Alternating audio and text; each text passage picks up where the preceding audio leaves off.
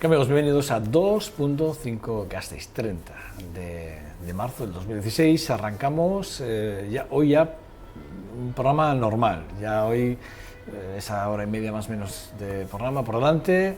Una entrevista, una portada muy interesante y me río porque es verdad. Bueno, hemos estado hablando fuera de cámaras y me está contando Miguel Gutiérrez, Garitano, que vamos a charlar con él 2 segundos, me está contando cosas muy interesantes y todo lo que me ha contado, yo le preguntaré si se pueden contar cosas que me ha contado fuera de cámara o no, pero él sabrá si se puede contar o no, pero él es el que nos va a contar. Esas 2 semanas que ha estado en el Frente Kurdo, ha estado allí, incluso hay un titular, que hablábamos del titular que sacó Vocento hace poco en el Correo, ese titular que decía a tiros contra los yihadistas, o no. Sí, a tiros contra los yihadistas, sí, que me parece que es un titular, a mí me parece que viene fuerte. Él me decía que bueno, pues es el titular que se puso desde Vocento, desde Correo, que no era el titular que él quería, yo lo quiero dejar claro, pero bueno, es el titular que se puso desde el medio de comunicación, ahí cada uno con lo que quiera decir, pero sí que es verdad, vamos a charlar con él en 2 segundos, ya saben que es una de esas personas a las que uno además, cuando ya le conoce a la persona, pues cuando dice, me marcho 2 semanas, yo me acuerdo que le puse por el Facebook, me dejas preocupado, más o menos, pero bueno, ahora vamos a hablar con él, luego ya saben, haremos esa parte de deportes con el jefe de redacción deportiva de esa casa, con Jon dos Santos, iremos a la tertulia. Hoy hablaremos de lo que pasó ayer en el Senado con esa aprobación otra vez, gracias a la mayoría que tiene el Partido Popular en el Senado, de proteger a los políticos, seguir con el aforamiento en este país. Hablaremos de esa parte y hablaremos de otras cosas más, seguro. Y luego recta final, Vitoria hacer bien común con Iván del Caz, que estará ya en esa contraportada del programa. Pero sin más dilación y entrando en materias. ¿Qué tal estás, Miguel Egunon? Muy bien, buenos días, ¿qué tal? Que decía que lo del titular es verdad, a mí te lo preguntaba fuera de cámara, que es un titular que me parece que a tiros contra los yihadistas. Sí, bueno, no, realmente yo no es que no esté de acuerdo, me parece estupendo. Sin más, yo les di otro y lo cambiaron y realmente no tengo ningún problema con él, me parece muy bien. Has estado dos semanas, dos semanas allí en el Frente Kurdo. Pero lo primero, ¿cómo un aventurero como tú, que está claro que esa parte la tienes ahí, escritor, como eres, ahora se mete en corresponsal de guerra? Bueno, realmente esto ha sido un poco arrebato, porque llevaba unos meses leyendo, estoy muy interesado, siempre me ha interesado mucho la política internacional, primero. Y en segundo lugar, pues llevaba muchísimos meses muy interesado en este conflicto y en el Estado Islámico, este fenómeno tan terrible que tenemos ahora, y me he leído todo lo que había en el mercado sobre ello, y al final, también un poco con una especie de brote de rebelión, de que querer saber algo más, por primera mano, ¿no? Y no solo de lo que leo en Facebook o de lo que leo en los medios de comunicación. Y me cogí la mochila y me marché allí realmente para entenderlo un poco más, la situación de cómo está. Y me fui al Kurdistán iraquí,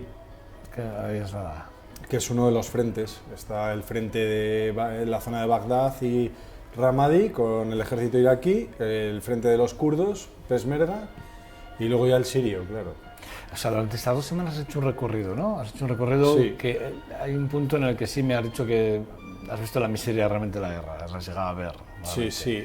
Claro, el planteamiento inicial era, en un primer lugar, yo quería hacer reporterismo, ¿no? No me ha dado tiempo a hacer nada de turismo, podía haber hecho algo de turismo. Como era un viaje para mí, yo podía hacer lo que yo quisiera, pero realmente me lo he planteado como cuando yo era periodista. He hecho una labor de profesional periodista, entonces era obligado a los campos de refugiados, la retaguardia, ¿Es donde arrancas? la gente que ha huido de esa, que es donde arranco, y entonces estuve 3 días conviviendo con refugiados y sobre todo cristianos y yazidíes, porque son los que han sido barridos del norte de Irak. Sí. Luego quería recorrer el frente tiene 1050 kilómetros, el frente kurdo, es muy largo, y estuve pues empotrado de alguna manera con el ejército kurdo, primero en el sur, en la parte que protege los campos petrolíferos de Kirkuk, que es donde los kurdos tienen su mayor poder militar, y luego en la zona centro, y en la zona norte, ¿no? Y claro, ahí era una cuestión ya de hablar con los militares, con los civiles más cercanos al frente, que tal vez tienen el sufrimiento más a flor de piel, más cercano. También con los voluntarios extranjeros famosos, estamos viéndolos en prensa todos los días, occidentales que se han unido al ejército kurdo. Yo le preguntaba fuera de cámaras, es una pregunta que le decía, vale, ¿voluntarios o mercenarios? Y me decía, no, voluntarios. Hay que dejarlo claro, voluntarios, no mercenarios. Porque la diferencia es que el mercenario cobra por combatir y el voluntario no cobra más que el rancho. Se está jugando la vida y se supone que va por una causa. Entonces, claro, yo todo lo que les preguntaba es ¿por qué? ¿Por qué estás aquí? ¿Te pueden matar? ¿Me lo puedes explicar? Y bueno, pues ha habido un poco explicaciones de todo tipo, pero más o menos, por ejemplo, cuando empecé mi viaje en el frente, fue en la parte sur, fue empotrado con la 9ª Brigada Peshmerga, y ahí estuve hablando con dos franceses, dos militares que realmente me impresionaron, porque uno llevaba toda la vida en cuerpos de élite del ejército francés, pero también era doctor en arqueología, doctor. Sí. Hay que ser doctor. Sí. Y además yo sospechaba que tenía algún tipo de estudios por la manera de hablar. O sea, él hablaba con un conocimiento y una prestancia que digo, y al final me lo confesó. Y este hombre ya llevaba mucho tiempo muy indignado con todo lo que estaba pasando, pero es que ya cuando ve cómo los de Daesh, los terroristas, entran en el Museo de Mosul y empiezan a destruir todas las estatuas, dice que ya no lo soportó más, ¿no? Y él me quedé con esta frase. Uno de los enclaves que por cierto ha sido recuperado recientemente. Sí, pero eso Palmira. La parte de Palmira, el sí, Museo de Mosul, vale, que también salían las salas, cómo iban correcto. Me he confundido precisamente por la imagen. Sí, pero lo de Palmira esta. También me lo contó. Me dijo que Palmira vio cómo lo dinamitaron un templo. Bueno, aquello y más, han arrasado varios. Entonces él decía, y me quedé con eso, que el pasado es irrecuperable y es de todos, y que la humanidad ya ha perdido algo que no va a recuperar nunca. Y eso le convenció. Y el que estaba con él era su compañero de armas de toda la vida en el ejército francés. Decía, yo no voy a dejar solo a mi compañero. Y se fueron los dos. Y uno estaba a punto de ser padre. Y a mí, aquellos dos personajes, además conviví con ellos, me parecieron diferentes. No voy a entrar en juzgarles, ¿no? Ni para bien ni para mal. Pero bueno, estamos hablando de personas que están ahí jugándose la vida, no cobran, ¿no? También estuviste con españoles. Sí, luego en un... El gallego, que llaman el gallego que llega... El gallego y el boina verde. El boina verde. Sí, que ya están saliendo bastante los medios. Pues estos me los encontré en el frente de Divis, que está un poco más al norte, que es una zona menos fuerte, es una zona que hay una ciudad que se llama Hawija, que es de Daesh, que pertenece al ISIS, y estos están enfrente. Entonces, el ISIS es más fuerte en esa zona y ahí no te peligro, porque caían morteros mientras hablábamos, y de repente ellos mismos se asustaban, oyes tiroteos continuamente mientras estaba haciendo las entrevistas y... Entonces te das cuenta que ahí es un frente menos fuerte y de los que pueden cambiar de manos, ¿no? En un momento dado. Y por ejemplo, hablando con el general de ellos, que era el general Neriman, que era uno de esos viejos Peshmerga que habían combatido contra Saddam Hussein desde los 17 años, era un hombre espectacular, ¿no? De la cara que tenía. Pues me contaban que les atacaban de noche y utilizaban a civiles para atacar las trincheras, los llenaban de bombas y los lanzaban a las trincheras, ¿no? Entonces, fíjate la tragedia que hay metida dentro, porque ellos mismos me decían, claro, no sabemos, probablemente son ancianos y niños que tienen secuestrada a su familia y dicen, o te inmolas contra las trincheras de estos tíos o vamos a matar a toda tu familia, ¿no? Entonces era terrible, pero ellos al mismo tiempo tenían que abatirlos porque si no les mataban a todos, ¿no? Entonces vivían con el miedo de que les lanzaran y les iban lanzando gente llena de bombas y coches. Lo que pasa que sí, los coches habían conseguido pararlos ya, al principio les hizo un daño. Eso fue en Divis, sí. Les hacía mucho daño porque les lanzaban coches bomba, pero cavaron unas zanjas enormes y además tenían unas baterías de misiles Milán que van al calor y destruían los coches antes de que llegaran, ¿no? Entonces ahora tenían esa otra estrategia. Y allí me encontré a esos dos españoles y, por ejemplo, uno se hacía llamar Simón de Montfort, que es el boina verde. Sí, el boina verde, sí. Y había sido tercio capuchino y boina verde del ejército español, ¿no? y hablaba con una manera como muy religioso, rezaba en latín, era como... O sea, un tipo culto. Sí, era culto, sí, era culto. Y bueno, él era, de todos los que he hablado, es el que más peso a la religión le daba. Él estaba para defender a los cristianos, me dijo, que realmente están siendo barridos en la zona, cosa que es totalmente cierto, que están siendo absolutamente masacrados en una zona que había habido muchísimos cristianos desde el inicio de la religión cristiana. Hay misas en arameo en esa zona, en arameo. Y realmente ahora están desapareciendo, barridos por el integrismo suní, ¿no? Y él estaba allí por esa causa. El gallego era diferente, era un hombre más humilde. Me comentó que él no tenía familia, que su vida era monótona, que no tenía una razón ni una causa, y que había dicho, bueno, estaba viendo cómo mataban a civiles, a mujeres y niños y los vendían como esclavos. Y dice, yo tengo que parar esto, tengo una experiencia militar, voy a ayudar, ¿no? Pero este era miembro de la Infantería Ligera del Ejército Sí, Español. había sido 10 años, pero ya no lo era. Entonces dijo, tengo una experiencia militar. Y claro, a esta gente los kurdos se los rifan, porque también hay, entre los que van de voluntarios hay un poco de todo. Y los kurdos me contaron un poco off the record que los que no tienen, hay mucho también friki que no tiene experiencia militar de nada y que va allí a pegar unos tiros, y que esta gente causa más problemas de los que, ¿no?, de los que solventa, pero los militares profesionales no. Ellos están deseando, Fíjate cómo lo has dicho, ¿eh?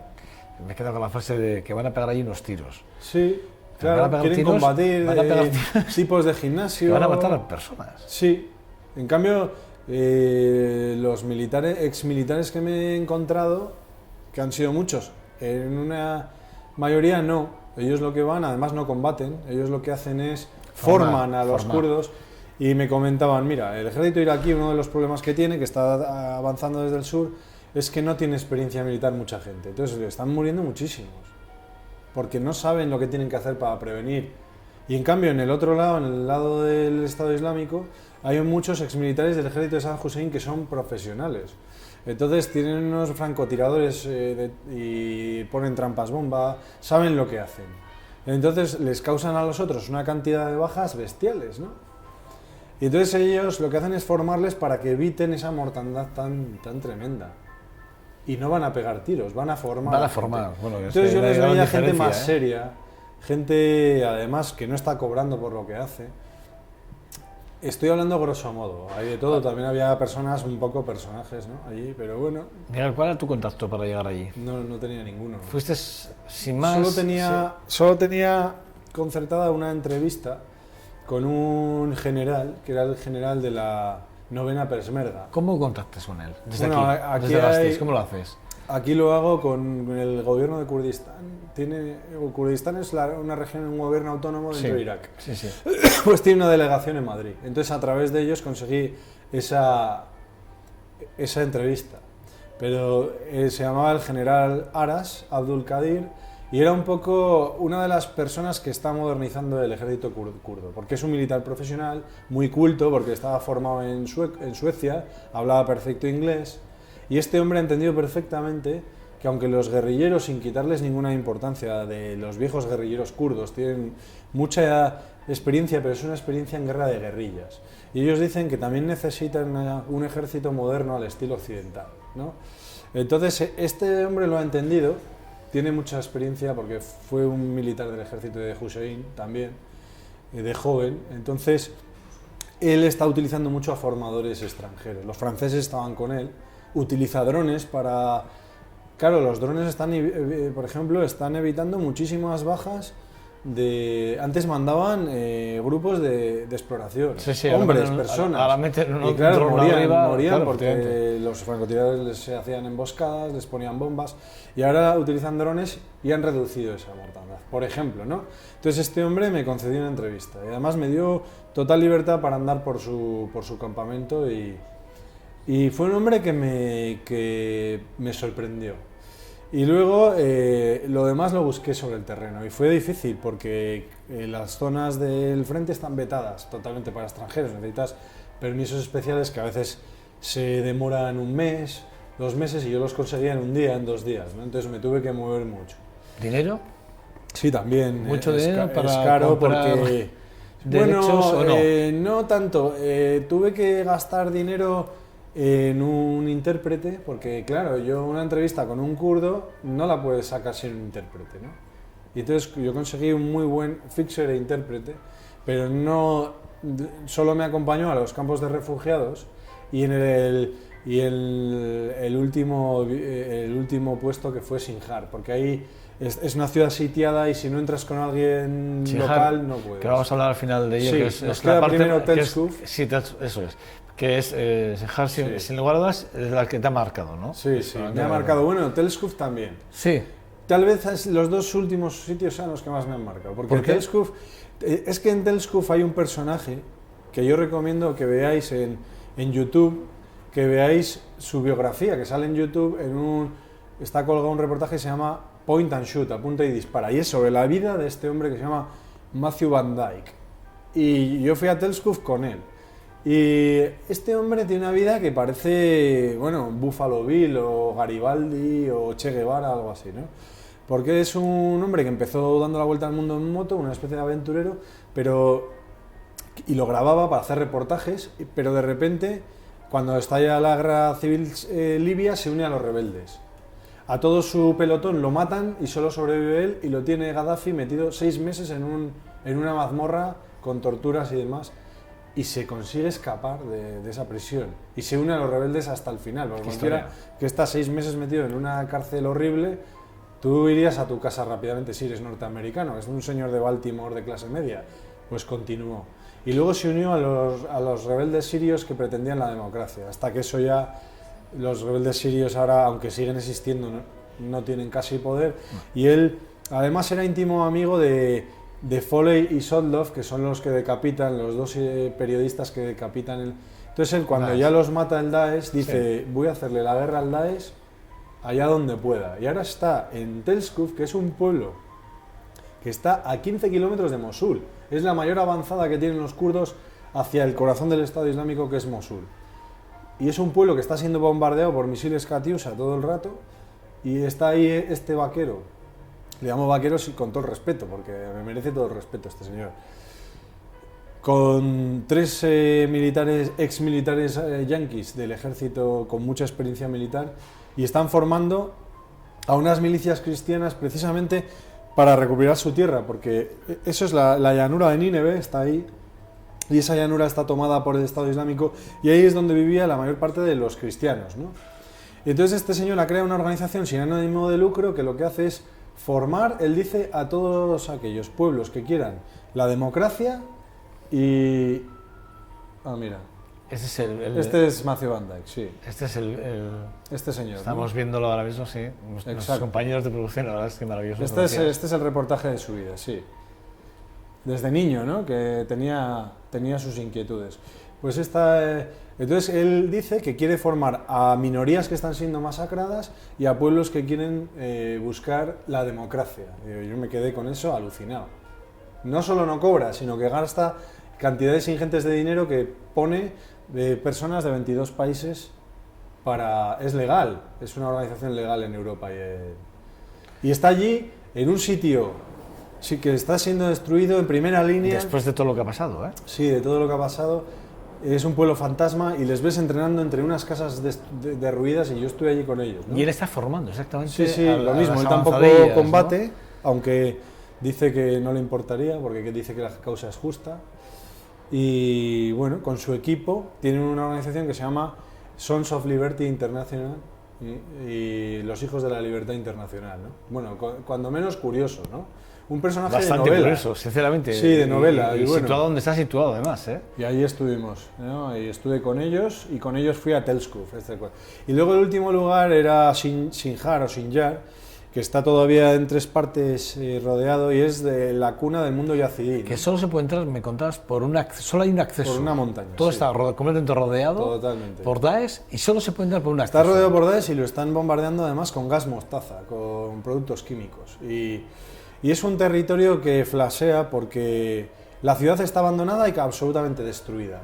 Entonces solo tiene militares alrededor y tú vas por la ciudad y vas andando por ella, pisando los escombros, y es una ciudad fantasma. y da una sensación ya de peligro inminente en cuanto entras. Y además está minada por Daesh. Daesh puso bombas trampa en todas las casas antes de abandonar la ciudad. Entonces todas las casas están minadas. Y es algo que no sabíamos. Entonces cuando nos metimos en una casa y vimos una bomba trampa.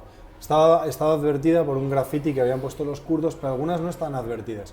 Y además han cavado túneles, los de Daesh, como estaban bombardeándoles la coalición, excavaron túneles por todo debajo de la ciudad. Y nosotros recorrimos esos túneles y dan mucho miedo, porque además hay que andar con mucho cuidado porque todavía hay bombas trampa y hay que andarse con mucho ojo. Hay cadáveres del Daesh por los patios de las casas, que yo los he fotografiado.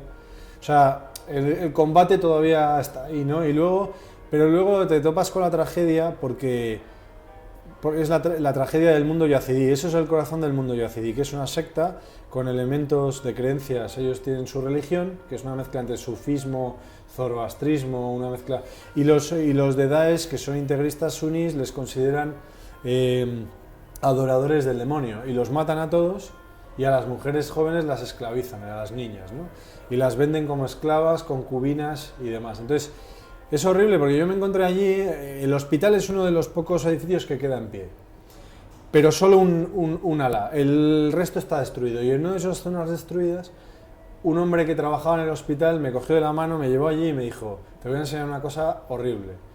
Entonces me meten en un cuarto que era una habitación del hospital y estaba dividida por un panel. Y en un panel, en uno de los lugares era donde las casaban, por esta hipocresía de que si la violas tiene que estar casada primero, ¿no? Es la ostra. Entonces los mercenarios extranjeros, estos señores que vienen de Europa, un señor de Europa que está allí matando y esclavizando gente, ¿no? Gente que viene del norte de África, de todo el mundo, de Afganistán, de Filipinas. Mercenarios. Esos sí que son mercenarios. Sí. Van allí y entonces había un imán, las iba casando a las niñas, algunas verdaderas niñas, y luego iban al otro lado del panel, que había una cama tétrica, asquerosa, horrible, y ahí las vestían con unos trajes como de muñeca, era el traje de novia, el traje nupcial, y había una cesta con coronas de flores de plástico. O sea, el conjunto era una cosa terrible, ¿no? Y le ponían todo eso, ellas me imagino cómo estarían, imagínate monos, ¿no? Y las iban violando en masa. Entonces él me estaba enseñando eso y entonces me dijo que su familia tenía 40 mujeres de toda su familia que estaban cautivas por el Daesh, que habían pasado por ese calvario, y el que me lo estaba enseñando. Entonces cogió uno de los vestidos de novia enseñándome aquel horrible escenario y esa foto la publiqué en este reportaje porque yo quería denunciarlo. Entonces fue una de mis... En el Face se ve muy bien. Fue una de mis condiciones para la publicación. Una foto que me impactó, que no... Sí, y pues el que me lo estaba contando era el que tiene el trajecito de la mano. Y no solo se quedaba ahí, sino que encima el hombre me comentó que con riesgo para su vida, algunas de estas mujeres habían guardado teléfonos móviles y les llamaban todavía durante un mes y medio, mientras duró la batería, les estuvieron llamando diciéndoles dónde estaban y todo lo que les estaba pasando. Y ahora tienen la angustia de que quieren recuperar y reconquistar su tierra, pero tienen el miedo porque están de rehenes esas mujeres. Y tienen a más de 3.000 mujeres yazidíes jóvenes de rehenes. También me comentabas el tema de las fosas comunes, ¿no? Claro. Lo que hacen estos mercenarios entre... ¿no? Sí. Claro, porque las mujeres mayores, ¿qué pasa con ellas? No les sirven de concubina. Y entonces, ¿qué están haciendo con las mujeres mayores? Las están matando. Entonces, me llevó este hombre también a unas fosas comunes que están empezando a aparecer, que están ya muy cerca del frente, y de hecho teníamos riesgo de que nos dispararan los francotiradores enemigos. Me llevó a un lugar y de repente empecé a ver huesos y la ropa de las mujeres. Siguen allí esos cadáveres. Y son las mujeres mayores que están siendo desechadas para esa función de esclavas sexuales y las matan. No tengo mucho más tiempo, pero sí que me gustaría que también nos contaras este mercadeo del petróleo que te contaron, que además me parece que es súper interesante porque es una visión de alguien que ve realmente cómo se mercadea con el petróleo desde ambos lados, ¿no? Sí, tuve la ocasión en los hoteles yo perseguía un poco Los hoteles son muy útiles para un periodista porque encuentras personajes... Bueno, y uno de ellos era un consejero de asuntos de petróleo que se llamaba Jerry Kisser, americano, y le pregunté qué está pasando con el petróleo de Daesh. ¿Quién le compra a Daesh el petróleo? Y él me dijo, mira, cuando Saddam Hussein en el gobierno se le bloqueó, se le impuso un chantaje que se llamó Programa Petróleo por Alimentos. Entonces, Saddam Hussein creó una mafia para poder vender ese petróleo de contrabando a otros países, y lo hacían por la montaña con camiones, por el Golfo, desde Basora con barcos de noche. Entonces, con toda una red de contrabandistas. ¿Quién se lucraba de ese dinero que conseguían? El resto lo tenían que dar por alimentos, pero parte lo vendían en el mercado negro, más barato que el... Entonces, eso sigue existiendo y se lucraban las élites en ese caso de Saddam Hussein, pero cuando cae el gobierno y muere Saddam Hussein, siguen existiendo élites y esta mafia no se desactiva. ¿Quién la lleva ahora? Pues gente del propio gobierno iraquí que está peleando contra el Daesh, pero los negocios son los negocios también del gobierno kurdo. Pensemos que eso era un país entero en un momento dado. Y también mucha gente del Daesh, los que mandan en el Daesh, eran estos mismos señores del gobierno de Saddam Hussein. Muchos de ellos eran generales del gobierno de Saddam Hussein. Son los líderes no son los extranjeros, son los iraquíes en Irak. Entonces, son los mismos y se conocen entre ellos.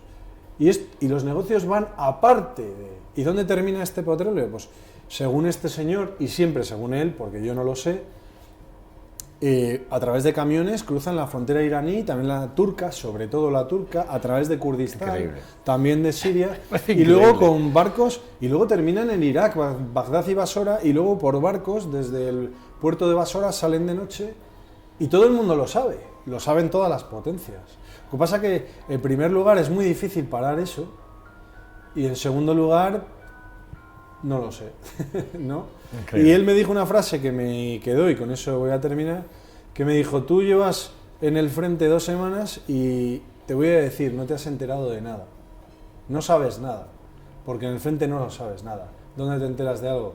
Es en los grandes hoteles acristalados donde se entera uno de algo, donde se hacen los negocios, en los lobbies, y eso es lo que me dijo, ¿no? Dice, ahí sabemos lo que está pasando, tú no puedes saber lo que está pasando. Increíble. Donde pegan los tiros no te enteras de lo que está pasando. Pero donde pegan tiros... Solo sabes el horror. Se pegan tiros, nada más. Bueno, la imagen esta sí que es verdad, yo pensaba que la había visto en el Face, pero no, es verdad, está en el artículo que se publica a través del correo, que publica Miguel, y que efectivamente sale la foto de este buen hombre con el vestido blanco y en la cama un ramo de flores. Y bueno, pues es horroroso, ¿eh? Sí. Horrible. Yo tenía claro que esa foto tenía que estar, porque era... Horrible. Bueno, la verdad es que... Horrible, sí. Creo que hemos hecho un repaso entero al artículo que publicaste, un gran artículo. Qué mejor que contarlo en primera persona, como lo has hecho aquí en este 2.5 Bastes, que siempre es un gran placer. ¿Estás pensando en algún otro viaje?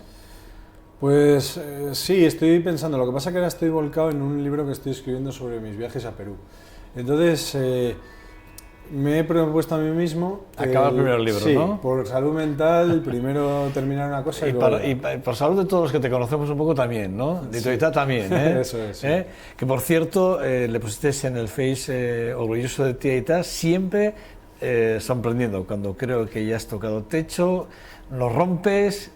Imparable, con motivo de que es comendador de la Orden Civil de la Sanidad, máxima orden civil de la Sanidad, sí. Sí, señor, a nivel de este nivel. Pues sí, la verdad es que mi padre me sorprende, me parece que ya está jubilándose y de repente... Miguel Gutiérrez Fraile, que le entrevistamos aquí con motivo de ese congreso que tiene a bien celebrar siempre en Vitoria, uno de los congresos de psiquiatría más importantes, el más importante que en este país, que él es el presidente de la Asociación Española de Psiquiatría y que es a la vez vitoriano, que fue un placer poderlo entrevistar porque es un hombre además que habéis heredado, habéis heredado de él, es ese don también de comunicar, sí. Es un hombre encantador.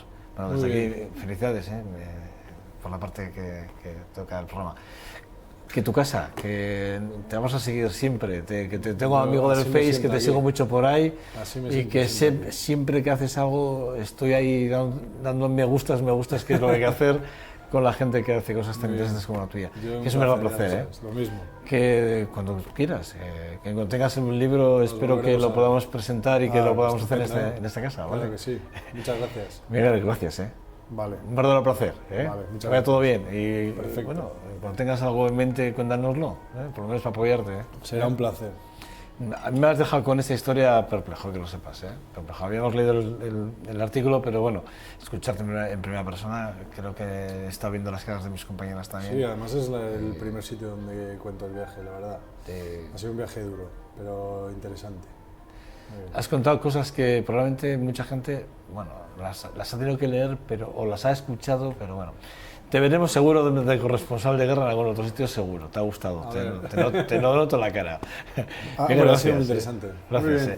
No, bueno, nosotros pausa para la publicidad. Vamos a seguir en este 2.5 Gasteiz, que tenemos todavía por delante tiempo, y vamos a hablar de deporte con el jefe de redacción deportiva de esta casa, con John dos Santos. Hasta ahora.